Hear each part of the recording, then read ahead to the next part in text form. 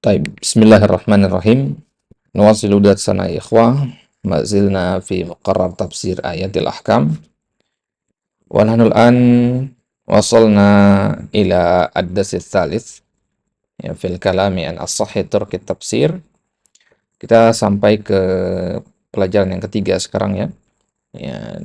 Di pelajaran sebelumnya, di pelajaran yang kedua kita sudah bahas tentang metode dalam tafsir. Nah sekarang dari sekian banyak metode tafsir itu mana yang paling bagus, jalur menafsirkan itu yang seperti bagaimana yang paling bagus. Nah, kita mulai dari pembahasan masadir tafsir. Masadir tafsir artinya sumber-sumber tafsir. Kita menafsirkan ayat Al-Quran itu ya, dari mana? Yang pertama, Al-Quranul Karim. Berarti maksudnya Al-Quran ditafsirkan dengan Al-Quran. Karena yang paling paham dengan firman Allah, ya adalah Allah itu sendiri yang punya firman, gitu. Nah, ya sebagaimana dikatakan, ya pencipta sesuatu tentu dia yang lebih paham dengan dengan ciptaannya, gitu. Pembuat kursi tentu yang lebih paham tentang kursinya, gitu. Ya, baik. Ya, di antara contohnya misalkan Ani bin Mas'udin, ini penting ini. Ya, kalau untuk mengisi kajian, menyampaikan Al-Quran itu bisa menafsirkan satu sama lain. Contohnya ini, hafalkan satu dari tiga contoh ini. Ya, contohnya adalah dari Ibnu Mas'ud. Beliau mengatakan, ketika turun ayat alladzina amanu wa lam yalbisu imanahum bidzulmin. Orang-orang yang beriman dan tidak mencampur aduk keimanan mereka dengan kezaliman. Syaqqa dzalika 'alal muslimin. Maka ayat ini terasa berat bagi kaum muslimin. Para sahabat merasa berat. Ya, gimana orang yang nggak pernah berbuat zolim itu nggak mungkin. Ya, maka mereka bertanya, ya Rasulullah, ayyuna la yadhlimu nafsah. Siapa di antara kami yang nggak pernah menzolimi dirinya? Begadang tidurnya itu zolim sudah kan? Ya, begadang tanpa ya hak sudah tidak memberikan hak bagi badan gitu kan? Ya, pasti ada kezoliman meskipun sedikit gitu. Nah, bagaimana ini sekarang ya Rasulullah? Berarti kita ini masuk ke dalam ayat ini berarti. Nggak mungkin nggak ada yang menzolimi dirinya gitu. Maka kata Nabi, laisa dzalika ya kama fahimtum ya. Bukan begitu yang sebagaimana yang kalian pahami itu mana ayat itu, tapi mana ayatnya adalah innama huwa syirk. Ya. Sebenarnya itu adalah kesyirikan yang dimaksud. Kezoliman di situ adalah kesyirikan. Kenapa? Ya, karena ya begitulah Luqman ya menafsirkannya ketika menasihati putranya yang mengatakan ya bunayya la tusyrik billah. Jangan berbuat syirik. Inna syirka la dzulmun adzim. Nah, itu jelas itu. Sungguh syirik adalah kezaliman gitu. Berarti di sini ya surat Luqman ayat 13 ini menafsirkan surat An-An'am ayat 82. Perantara tafsirnya siapa? Nabi SAW. Gitu. Ya, ini namanya tafsirul Quran bil Quran. Ihfazu hadal misal Al-An'am ayat 82 dan Al-Luqman ayat 13. Hafalkan satu contoh ini cukup. Baik. Contoh yang kedua, qauluhu ta'ala ala inna awliya Allahi la khaufun alaihim wa lahum yahzanun.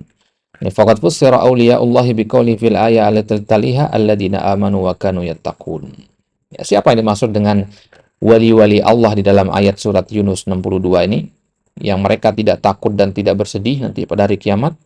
Ditafsirkan di ayat selanjutnya, yaitu alladziina amanu, itu orang beriman dan bertakwa. Maka definisi wali Allah itu yang beriman dan bertakwa. Ya, kalau ada orang ngaku-ngaku wali Allah tapi dia tidak beriman dan bertakwa, itu pengakuan bohong gitu. Karena Al-Qur'an sendiri sudah menjelaskan kepada kita wali Allah itu adalah mereka yang beriman dan bertakwa. Baik. Nah, ini namanya tafsir Al-Qur'an bil Qur'an. Contoh yang ketiga, qauluhu ta'ala was-sama'i wat-tariq wa ma adraka mat-tariq. Nah, ayat-ayat seperti ini juga namanya tafsir Al-Qur'an bil Qur'an. Tahukah engkau apa itu at-tariq? Nah, maka ditafsirkan dengan ayat selanjutnya, An-Najmus Saqib. Itulah At-Tariq. Jika ada nanya kepada antum, was-sama'i wat-tariq, apa itu At-Tariq? Ya, jawabannya di ayat selanjutnya, An-Najmus Saqib. Ya. Wa ma adraka. Kalau diawali dengan wa ma adraka itu lanjutannya itulah dia jawabannya. Wa ma adraka ma hiya. Ya, tahukah engkau apalah dia? Narun hamiyah. Itu tafsirannya berarti. Gitu. Baik. Ini namanya tafsir Al-Qur'an bil Qur'an. Kemudian yang kedua, tafsir itu juga bisa dari sunnah. Sumber tafsir itu bisa dari sunnah. Artinya alat untuk menafsirkan Al-Quran itu dari sunnah. Di antara contohnya misalkan, An Aisyah radhiyallahu anha anna Nabiya sallallahu alaihi wasallam qaal man husiba udziba. Qalat Aisyah, awalaysa yaqulullahu ta'ala fasawfa yuhasabu hisaban yasira. Qalat, ya, faqala innama dzalika al-'ard walakin man nukishal hisaba yahlik. Nah, jadi Aisyah ya pernah mendengar Nabi SAW mengatakan man husiba udziba. Barang siapa yang dihisap maka dia akan diazab. Artinya barang siapa yang dihisap, dihitung amalannya pada hari kiamat, pasti nanti dia akan diazab. Maka Aisyah bertanya, bukankah Allah Subhanahu wa taala berfirman di surat Al-Insyiqaq, "Fasawfa yuhasabu hisaban yasira." Mereka akan dihisab dengan hisab yang mudah. Ya, berarti kan ya enggak semua yang dihisab berarti masuk neraka. Nah, tapi tadi Nabi mengatakan man husiba uziba. Nah, maka bagaimana ya Rasulullah memahami ayat ini? Ya. Maka kata Nabi, innama dzalika al-ardu, ya. Yang dimaksud dengan hisab di situ adalah al-ardu. Al-ardu itu artinya ditampakkan saja amalannya. Ya, kan beda. Ditampakkan dengan diaudit itu beda. Ya, kayak Anda misalkan datang ke rumah antum, "Akhi, tunjukkan kekayaan antum." Tunjukkan. "Saya punya ini." Ya. Oh, ya sudah. Ya gitu. Tapi kalau Anda bilang ke antum, "Akhi, tunjukkan kekayaan antum." Ya. Dan sumbernya dari mana? Audit itu kan kayak KPK. Dari mana ya? Antum punya rumah dari mana ini? Ya, dananya dari mana? Sumbernya sebagaimana jelas gitu. Jadi diaudit. Itu namanya dihisap. Ya, dihisap pada ayat tadi man husiba udziba. Nah, maka Nabi mengatakan walakin man nukishal hisaba yahlik. Orang yang diteliti ya sampai ya, detail-detailnya ketika hisap maka dia pasti akan binasa. Berarti yang dimaksud sama Nabi man husiba udziba itu orang yang dihisap dengan teliti, dengan detail gitu. Jelas maksudnya ya? Nah, ini kan berarti penafsiran dari ayat tadi fasaufa yuhasabu hisaban yasira. Mereka akan dihisab dengan hisab yang mudah. Maksudnya amalannya hanya ditampakkan saja, nggak diteliti sampai detail-detail banget. Gitu. Ya, gitu. Ya sama kayak misalkan ya kalau anak ya ketika nguji hafalan santri, ya santri-santri yang hafalannya suka goyah, ya itu lama kita uji dia. Ya, lama diuji. Tapi kalau santri yang hafalannya bagus, ya satu dua pertanyaan udahlah cukup, ya sudah keluar. Ya, itu. Ya, berarti yang lama keluar itu berarti dia nggak bisa jawab, begitu. Ya, atau hafalannya kurang kuat. Nah, tapi kalau yang cepat keluar itu berarti hafalannya lancar, baik-baik aja, gitu. Nah, ya, kurang lebih seperti itulah kita pada hari kiamat nanti. Ya, kalau kita sudah tahu diri kita beriman, banyak beramal di dunia, maka insya Allah hisabnya akan dipermudah, hatinya hanya ditampakkan saja, amalan lolos gitu. Nah, ya itulah kenapa orang kaya itu ya susah masuk surganya, karena auditnya panjang gitu, diaudit seluruh hartanya gitu. Nah, berarti orang kaya seluruhnya masuk neraka, tidak ada juga yang selamat. Ya, artinya dia itu ya, selamat dari audit yang panjang itu dan jumlahnya tentu sedikit ya. Itulah kenapa Nabi mengatakan ya, bangkitkanlah aku bersama zumratul masakin, ya, bersama orang-orang miskin. Kenapa? Kalau orang miskin itu hisapnya cepat, ya, karena harta yang dimiliki sedikit. Ya, tapi kalau orang miskinnya banyak maksiat ya tetap lama juga, gitu ya. Nah, kemudian contoh yang kedua an Uqbah bin Amir radhiyallahu anhu yaqulu sami'tu Rasulullah sallallahu alaihi wasallam wa huwa 'alal mimbar yaqulu wa'iddu lahum mastata'tum min quwwah ala innal quwwah ar-ramyu ala innal quwwah ar-ramyu ala innal quwwah ar-ramyu. Nah, Uqbah bin Amir pernah mendengar Nabi bersabda atas mimbar ketika beliau membaca ayat surat Al-Anfal ya, ayat 60 wa'iddu lahum mastata'tum min quwwah dan persiapkanlah bagi mereka maksudnya orang-orang musyrikin mastata'tum min quwwah, apa yang kalian mampu dari kuwah, dari kekuatan. Jadi sebelum berperang siapkan kuwah, ya, kekuatan. Kekuatan apa maksudnya di sini? Maka Nabi menafsirkan ala innal quwwata ar-ramyu. Ketahuilah sungguhnya al-quwwah di situ maksudnya ar-ramyu, lemparan tombak atau lemparan panah. Ya, berarti siapkan bagi tentara-tentara kalian, tentara musuh itu adalah lemparan tombak gitu, latihan manah dan tombak gitu maksudnya. Berdasarkan hadis ini para ulama menyebutkan sunnah kita itu belajar memanah gitu. Taib. Ini kan berarti Nabi langsung kan yang menafsirkan apa itu kuwah di situ.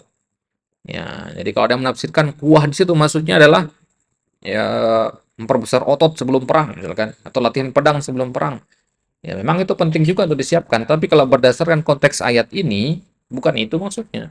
Ya, yang perlu disiapkan itu adalah ar-ramyu. Nah, tapi kalau ya perangnya hanya menggunakan pedang, ar-ramyu kan nggak pakai, ya berarti pedang lah maksudnya di situ, gitu. Jadi jangan terlalu kaku juga gitu ya.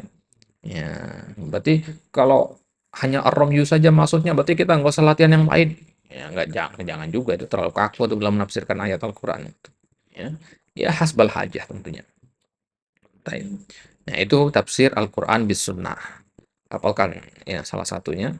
Kemudian yang ketiga tafsirul Quran ya bi aqwalis salaf, dengan ucapan para salaf entah dari sahabat ataupun dari tabi'in. Ya, dua ini saja ya. Misalkan ya Ibnu Abbas ya ketika membaca ayat aula mastumun nisa, beliau mengatakan la mastumun nisa artinya jima. Ya, bukan menyentuh. Ya, sebagian ulama kan mengatakan menyentuh perempuan. Jika kalau menyentuh perempuan maka wajib wudhu. Ya, itu dalil orang-orang yang mengatakan menyentuh perempuan itu membatalkan wudhu karena mereka memahami lamastum itu menyentuh. Ya, tapi Ibnu Abbas membantah. Ibnu Abbas mengatakan lamastum itu artinya al-jima. Nah, ya berarti kalau hanya sekedar menyentuh saja tidak perlu berwudhu. Ya, yang perlu ya, yang membatalkan wudhu itu adalah jima saja. Kemudian tabi'in, di antaranya Qatadah misalkan, yang menafsirkan illa qalilan mimma tuhsinun. Beliau mengatakan tuhsinun di situ maksudnya tadakhirun. Ya, kecuali sedikit dari apa-apa yang kalian ya jaga, ya. Jaga di situ maksudnya tadakhirun, kalian timbun, ya, harta yang kalian simpan gitu maksudnya. Nah, ini tafsir ya para tabi'in contohnya. Kemudian yang keempat, kadang sumber tafsir itu dari bahasa. Karena memang kan Al-Quran berbahasa Arab, berarti diambil dari bahasanya. Ya, tapi ini akhiran pakainya ya. Tsumma yakunu ba'da dzalika at-tafsir bil ijtihad wa ra'yi fi ma tawaffarat fihi syurut wa dawabit. Nah, dari bahasa jelas berarti ya. Tafsir Al-Quran dengan bahasanya. Ya, baik. Ya, kemudian setelah menggunakan bahasa baru tafsir bil ijtihad wa ra'yi. Jadi stepnya seperti itu ya. Al-Quran dulu, kalau nggak ada Al-Quran, sunnah. Kalau nggak ada sunnah, baru ucapan sahabat. Kalau nggak ada ucapan sahabat, baru tafsirnya tabi'in. Kalau tidak ada, baru ke bahasa. Kalau tidak ada bahasa, baru ke ijtihad dan ra'i. Jangan langsung lompat ke bawah ijtihad dan ra'i, gitu. Nah, itulah takwil yang tercela itu kalau langsung mengedepankan ra'i. Nah, type. Itu dia poin yang pertama, ya, tentang ya masadir at-tafsir, sumber-sumber tafsir. Kemudian poin yang kedua adalah as-sahhu turuqit tafsir. Ya, turuk jama' dari thariqah. Thariqah tafsir yang paling sahih itu apa? Dari tafsir-tafsir yang kita bahas tadi, yang mana yang paling sahih? Maka jawabannya adalah tafsirul Quran bil Quran. Wa hadza bi syarti sihhatir rabti bainal ayatil mufassirah wal ayatil mufassarah. Ya, tafsirul Quran bil Quran ini yang paling sahih. Ya, kenapa? Ya Al-Quran mutawatir, nggak perlu kita tanya dia ya sanatnya sahih atau dhaif kan. Ya Al-Quran pasti mutawatir, nggak perlu diteliti sanatnya kan. Nah maka Al-Quran bil Quran ini yang paling kuat penafsirannya. Nggak mungkin ada orang bisa membantahnya, tapi ada syaratnya, harus benar ya linknya antara ayat yang menafsirkan dan ayat yang ditafsirkan. Ya, ayatnya A, ya, ayat yang ditafsirkan A, kemudian ayat penafsirnya B, ya, harus ada sisi kesamaannya. Wa wuduhil alaqah bainahuma, harus jelas alaqahnya, sisi kesamaan, ya, korelasi antara kedua ayat tadi. Contohnya tentang kezoliman itu kan sama-sama ada lafaz zolimnya di situ, berarti jelas hubungannya di situ. Ya, tapi kalau satunya membahas A, kemudian satunya lagi membahas ya Z, ya nggak bisa. Ya, alaqahnya jauh gitu. Maka nggak sembarangan ayat menafsirkan ayat yang lain, gitu maksudnya. Nah, lihadzal bab, fahadzal bab mimma yadkhuluhul ijtihad. Ya, mimma yadkhuluhul ijtihad. Ya, gimana maksudnya nih? Fahadzal bab mimma yadkhulu wa idza lam takun al alaqa bainal ayatin dhahirah asbahat hinaha min babit tafsir bir ra'yi wal ijtihad. Seharusnya fahadzal bab mimma la yadkhuluhul ijtihad seharusnya kan? Ini mungkin maksudnya ya. Wuduhil alaqah tadi maksudnya. Nah, ini fahadal bab mimma yadkhulul ijtihad maksudnya di bagian titik di poin tadi kan kita katakan ayat mufassirah sama mufassarahnya harus ada alaqah yang jelas. Nah, untuk menentukan alaqah itu ijtihad. Nah, itu maksudnya ya. Ijtihadnya di situ. Bukan untuk menentukan ayatnya, bukan menentukan hubungannya. Ya. Hubungannya itu kan, kok menurut Anda hubungan ayat ini dengan ini begini. Menurut Antum beda lagi kan? Relatif berarti. Nah, itu ijtihad maksudnya. Kalau ijtihad Ana begini, ijtihad Antum bisa lagi beda gitu. Nah, wa idza lam takun al-alaqa bainal ayataini dhahira, asbahat hinaha min babi tafsir bil ra'i wal ijtihad. Nah, itu dia. Kalau hubungan antara dua ayat tadi tidak zahir, artinya samar-samar, ya. Kalau contoh-contoh yang kita pakai tadi kan zahir semua itu. Maka kalau sudah seperti itu jadinya nanti bab tafsir bil ra'i judulnya. Nah, ini harus cerdas ini. Jangan lihat nanti ayat ini tafsirnya ayat ini. Alaqahnya begini, ya. Dan alaqah ini adalah hasil ijtihad. Berarti jatuhnya tafsir bil ijtihad, ya, bukan tafsir Al-Qur'an bil Qur'an. Ya, itu agak tricky di sini. Tapi kan ada ayat Al-Qur'an di sini. Ayat Al-Qur'an ditafsirkan dengan ayat Al-Qur'an di sini. Berarti dia tafsir Al-Qur'an bil Qur'an. Nah, memang benar di sini ada ayat Al-Qur'an, menafsirkan ayat Al-Qur'an. Tapi hubungan antara dua ayat ini hubungannya tidak zahir, samar-samar. Ya, dan untuk menentukan yang samar-samar itu dengan apa? Dengan ro'i. Nah, berarti dia tafsir bir ro'i gitu. Nah, karena bagi ana misalkan, ya, alakohnya begini. Bagi antum bisa beda lagi. Ya, berarti dia relatif dan itu adalah produk dari ro'i. Gitu. Baik. Itu yang pertama, tafsirul Quran bil Quran itu yang paling sahih. Maka harus dikedepankan jenis tafsir yang ini. Berarti kita tafsir yang paling sahih itu yang menafsirkan Al-Quran dengan Al-Quran gitu. Ya, atau bari itu yang paling banyak gitu. Nah, dan yang kedua, summa tafsirul Quran bis sunnah nabawiyah. Ya, kalau tidak ada tafsir Al-Quran bil Quran, maka sunnah dengan Al-Quran dengan sunnah. Kalau tidak ada Al-Quran dengan sunnah, maka tafsir Al-Quran dengan ucapan sahabat. Tidak dengan ucapan sahabat, ucapan tabi'in. Kalau tidak dengan ucapan tabi'in, baru masuk ke ra'i wal ijtihad. Di sini masuk lughah di situ tadi. Wa yura'a inda tafsiri bil Qur'an wa bis sunnah sihhatur rabti wa wadhi al alaqati bainal mufassir wal mufassar bihi. Wa illa kana dzalika min at-tafsir bir ra'yi. Ketika kita menafsirkan Al-Qur'an dengan sunnah, itu ada syaratnya. Apa syaratnya? Harus benar penisbatan atau hubungan antara Al-Quran dengan sunnah di situ. Ayat yang sedang kita tafsirkan harus punya titik kesamaan dengan sunnah itu. Ya. Kalau tidak begitu, kalau tidak jelas hubungan antara ayat dengan hadisnya, ya, maka jatuhnya tafsir bir ra'i. Nah, kama yura'a indan nadhari fi tafsir as-sahaba wa tabi'in ma'rifata uslubihim fit tafsir. Sebagaimana kita perhatikan ketika kita melihat ke penafsirannya para sahabat, penafsirannya para tabi'in, kita bisa mengetahui uslub mereka dalam menafsirkan. Bagaimana uslub mereka? Fa innahum kanu yattajihuna ilal maqasid wal ma'ani ilal mabani. Mereka itu selalu fokus kepada makna, tidak kepada lafaz. Kalau ulama sekarang itu untuk sampai kepada makna harus lewat lafaz dulu.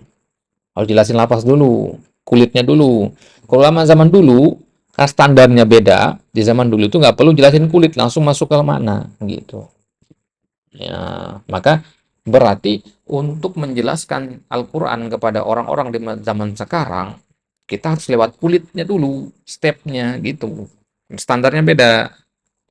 Kalau ulama zaman dulu ya langsung kepada makna, ya. Karena bisa jadi ulama yang ada di zaman sekarang, di zaman dulu bisa jadi orang awam, gitu maksudnya. Ya karena standarnya beda. Ilmu agama, ya minat orang untuk belajar ilmu agama berkurang kalau di zaman sekarang. Ya giroh orang kurang. Ya beda dengan di zaman-zaman dulu kala. Di zaman dulu kala bisa jadi orang-orang yang kerjaannya di pasar, ya nimbang nimbang bawang di pasar, jualan kain di pasar, bisa jadi dia adalah seorang yang sudah menghatamkan kitab-kitab fikih, ya. Bisa jadi dia adalah orang yang hafal ribuan hadis gitu. Nah, standarnya tinggi di zaman itu, ya seperti sekarang. Taib. Wa yamiluna ilal ijaz. Nah ini ya, penafsirannya para sahabat, penafsirannya para tabi'in itu biasanya lebih condong kepada ijaz, ringkas, ya, ringkas dan mengena.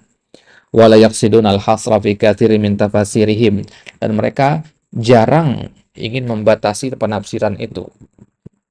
Ya, artinya mereka memang menafsirkan dengan lafaz yang ringkas-ringkas, tapi tujuan mereka sebenarnya bukan untuk meringkas. Tujuannya apa? Tujuannya untuk menyampaikan poin penting saja, gitu. Bedakan antara meringkas ya dengan ya meringkas dengan menghilangkan poin yang penting dengan hanya memilih poin yang penting, gitu. Baik. Wa inna ma yufassiruna bil mithal. Mereka menafsirkan dengan contoh. Penafsiran ini namanya tafsir bil mithal, ya. Wa bil makna, karena tafsir bil makna. Ya, misalkan ya ayat ini misalkan contohnya bagaimana, pernah dicontohkan, ya. Kadang kita menafsirkan sesuatu dengan memberikan contoh, kadang dengan memberikan maknanya, wan nadzairnya, nadzair lawannya. Ketika antum ingin menjelaskan apa itu siang, antum jelaskan malam itu apa, ya. Karena dengan memahami malam antum akan paham apa itu siang, gitu. Ya, ketika antum menjelaskan tentang tauhid, yang antum jelaskan adalah syirik. Ya, karena itu lawannya, itu namanya nadzair. Mimma yuhimul ikhtilaf wa laysa kadzalik. Ya, wa inna ma nahtaju ila al-mufadalati baina turuqit tafsir inda ta'arudiha. Baik, maka kita butuh untuk memilih ya mana yang harus kita prioritaskan kalau terjadi bentrokan antara tafsir-tafsir tadi. Urutannya seperti ini ya, 1 sampai 5 ini. Ini urutannya sudah pas ini. Ya, urutan ini nggak boleh diacak ya. Nah, jadi nanti misalkan tafsir yang ketiga, yaitu tafsir Al-Quran bi aqwali sahabah, bertentangan dengan tafsir Al-Quran bil Quran. Ya, berarti yang kita pilih tafsir Al-Quran bil Quran. Gitu maksudnya. Nah, ya, kalau ada nanti tafsir bir ra'yi, bertentangan dengan tafsir Al-Quran bis sunnah. Ya, bis sunnah yang kita ambil. Gitu. Jangan ngotot tetap pakai yang ra'yi. Gitu. Nah, nah itu dia. Ya, kemudian di ringkasannya antum bisa lihat di situ. Ya, ya, kemudian ada kharithah zihniyah. Ya, masadir tafsir, sumber tafsir Al-Quran itu ada 5, ya, Al-Quran bil Quran, Al-Quran bis sunnah, Al-Quran bi aqwalis sahabah, Al-Quran bi aqwalit tabi'in, dan Al-Quran bir ra'yi wal ijtihad. Nah, tadi tafsir Al-Quran bil Quran dengan tafsir Al-Quran bis sunnah itu ada syaratnya. Apa syaratnya tadi? Al-Quran bil Quran dengan Al-Quran bis sunnah ada syaratnya. Hah? Kalau kita yang menafsirkan Al-Quran bil Quran itu ada satu syarat. Sama itu Al-Quran bil Quran dan Al-Quran bis sunnah.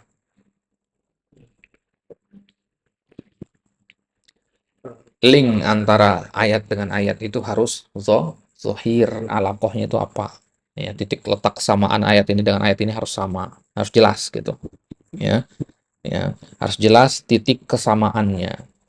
Gimana untuk mengatakan ayat ini menafsirkan ayat yang ini, tapi dua-duanya benar-benar berbeda, satu di lembah yang lain, gimana?